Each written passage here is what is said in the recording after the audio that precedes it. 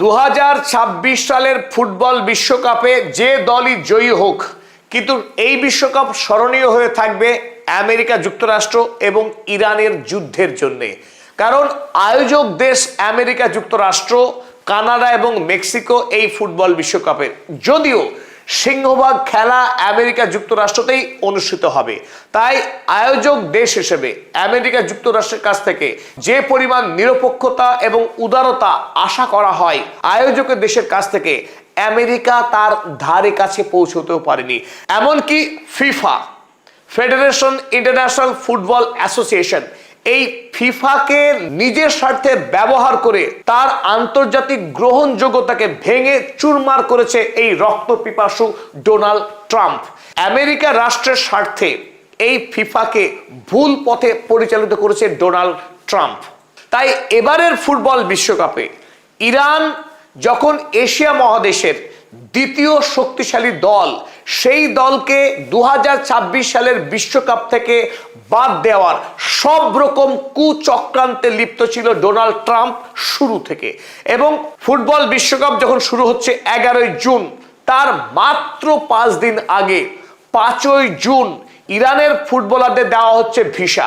এই যে সীমাহীন দ্বিচারিতা, যখন অন্যান্য দেশের ফুটবলাররা অনেক আগে থেকেই ভিসা পেয়েছে এবং তারা আমেরিকায় এই বিশ্বকাপ খেলার জন্য তীব্র অনুশীলন চালিয়ে যাচ্ছে, তখন ইরানের ফুটবলাররা দীর্ঘদিন ধরে তারা মানসিক যন্ত্রণা এবং অনিশ্চয়তার মধ্যে হাবুডুবু খাচ্ছিল। আর এটাই চেয়েছিল ভ্যাম্পায়ার ডোনাল্ড ট্রাম্প, যাতে ইরানের ফুটবলাররা শেষ বেলায় নম করে আইন মেনে একটু তাদের আসার অনুমতি দেওয়া হবে, কিন্তু যাতে তারা ভালো খেলতে না পারে। ইরানি ফুটবলারদেরকে মনোবল ভেঙে গুড়িয়ে দেওয়ার সমস্ত অপচেষ্টা চালিয়ে গিয়েছে এই ডোনাল্ড ট্রাম্প। এদিকে ফিফার প্রেসিডেন্ট জিয়ানি ইনফ্যান্টিনো খুব বড় মুখ করে বলছেন, ফুটবল ইউনাইটস দ্য ওয়ার্ল্ড, ফুটবল বিশ্বকে ঐক্যবদ্ধ করে। আর কখন সে কথা বলছে? যখন আমেরিকা যুক্তরাষ্ট্র ইরানের ওপরে আকাশ থেকে ঝুড়ি ঝুড়ি বোম নিক্ষেপ করে ইরানের নিরীহ স্কুল বালিকাদের খুন করছে ইরানের সর্বোচ্চ ধর্মীয় নেতা আয়াতুল্লাহ আলী খামেনেই সহ সেই দেশের একাধিক মন্ত্রী এবং সাধারণ মানুষকে। ভেঙে চুরমার করা হচ্ছে ইরানের স্কুল, হাসপাতাল, বিশ্ববিদ্যালয়, মিউজিয়াম।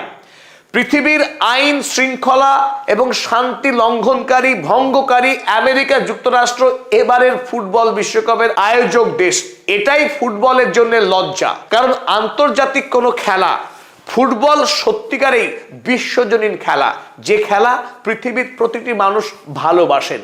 সেই খেলা আমেরিকা যুক্তরাষ্ট্রের মতো আগ্রাসী দেশ যদি আয়োজন করে, তখন এই ফুটবল খেলা তার যে মহিমা হারাবে এবং বিশ্বকাপের যে জৌলুস থাকবে না, সেটাই স্বাভাবিক।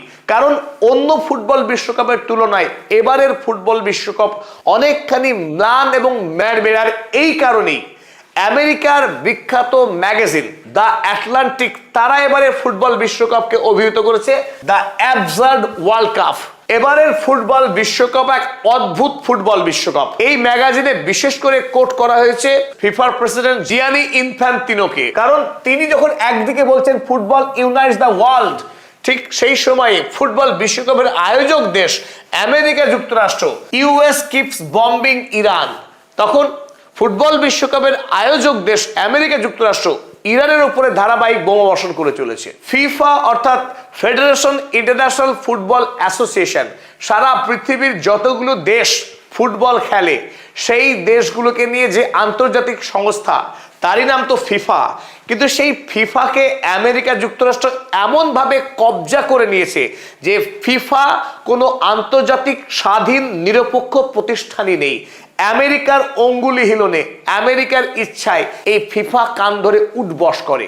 ফলে ফিফার বিশ্বাসযোগ্যতা বিরাটভাবে মার খেয়েছে বর্তমান পৃথিবীতে। তার সবচাইতে বড় জ্বলন্ত উদাহরণ এই ফিফার দ্বিচারিতা এবং মিথ্যাচার।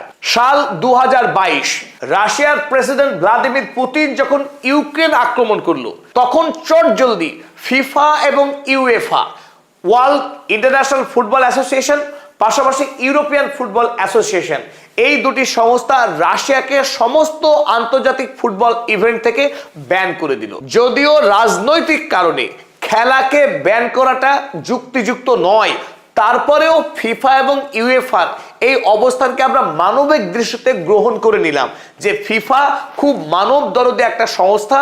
যেহেতু রাশিয়া ইউক্রেনের উপরে হামলা করেছে, রাশিয়া যেহেতু আক্রমণকারী দেশ, সুতরাং রাশিয়ার জাতীয় পতাকা বহনকারী দলকে আন্তর্জাতিক